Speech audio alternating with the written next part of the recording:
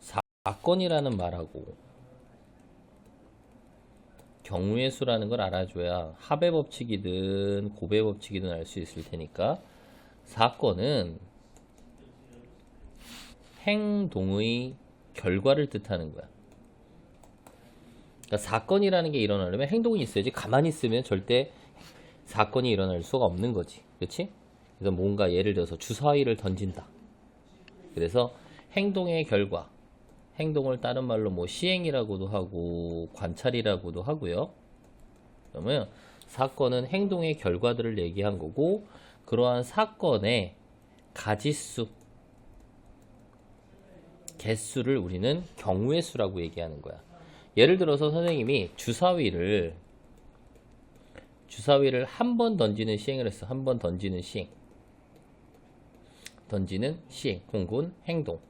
자, 이랬을 때 나올 수 있는 사건은 1의 눈, 2의 눈, 3의 눈, 4의 눈, 5의 눈, 6의 눈이 나올 수가 있을 거고요. 그래서 우리는 주사위를 한 번 던지는 행동에 대한 모든 사건들의 가지수를 경우의 수가 6가지다 라고 얘기하는 거야. 자, 그러면 우리가 경우의 수에서는 크게 합의 법칙하고 고배 법칙이라는 게 있는데 합의 법칙이라는 건 어떻게 생각하면 좋겠냐면 동시에 일어나지 않는다? 이렇게 생각하지 말고 행동이라는 걸 기준으로 행동을 동시에 할 수 없다. 혹은 연속적으로 할 수 없다 라고 생각을 해주는 거야. 행동을. 자, 이렇게 하면 사건 A가 일어나는 경우의 수를 M가지, 사건 B가 일어나는 경우의 수를 N가지라고 한다면 M가지와 N가지를 더해주는 게 우리가 얘기하는 합의 법칙이라고 해. 자, 예를 들어서 지금처럼 A, B 두 지점 사이에 배편이 3가지 그리고 항공편이 PQ에 2가지가 있을 때 배편 또는 항공편을 이용해 A지점에서 B점으로 가는 경우의 수를 구하여라. 그러면 우리가 행동은 A에서 B로 가는 행동 딱 한 가지만 한다는 얘기야. 그치? 근데 그 방법이 3가지와 2가지이기 때문에 얘네들을 3하고 2를 더한 5가지가 된다 라는 의미로 받아들이면 되는 거고요. 예를 들어서 주사위라는 거를 한 번 던져서 짝수 눈이 나오는 사건을 A, 홀수 눈이 나오는 사건을 B라고 한다면 짝수는 1, 2, 4, 6의 3가지, 홀수는 1, 4, 5의 3가지니까 얘네들을 더한 6가지라고 해주면 되겠지. 근데 이렇게만 하면 재미없지. 그러면 이런 경우가 있어. 행동은 결국 주사위를 한 번 던지는 행동인데 지금처럼 짝수 눈이 나오는 사건과 홀수 눈이 나오는 사건은 중복되는 경우가 없거든. 근데 만약에 선생님이 짝수 눈이 나오는 사건을 A라고 하고 6의 약수가 나오는 사건을 B라고 한다면 짝수는 2, 4, 6, 6의 약수는 1, 2, 3, 6이다 보니까 얘는 3가지, 얘는 4가지. 그럼 더해서 7가지냐? 아니지. 중복되는 2하고 6, 2가지는 빼줘야 되는 거야.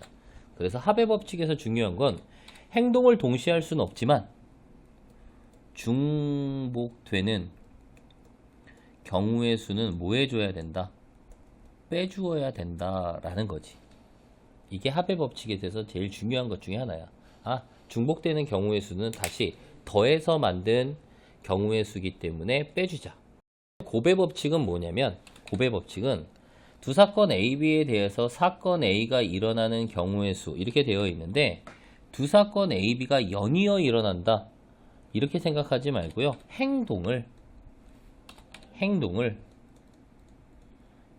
기준으로 행동을 동시에 연속적으로 하는 경우, 동시나 연속적으로 하는 경우는 각각의 행동에 대한 결과들을 곱해준다라는 거야. 예를 들어서 선생님이 옷이 윗돌이 맞나? 윗돌이 아랫돌이 맞나? 자, 뭐 예를 들어서 V넥이 있고 라운드가 있고 V넥이 있고 폴라티가 있어. 이렇게 바지는 스키니진도 있고 배기 팬츠도 있고 나팔 바지도 있고 반바지도 있다. 자, 내가 만약에 코디할 수 있는 방법의 수다라고 한다면 아마 다 알 거야. 3 곱하기 4니까 12가지지. 그러면 이런 거지. 내가 행동을 두 가지를 하는 거야. 어떤 행동? 윗도리를 입는 행동과 아랫도리를 입는 행동.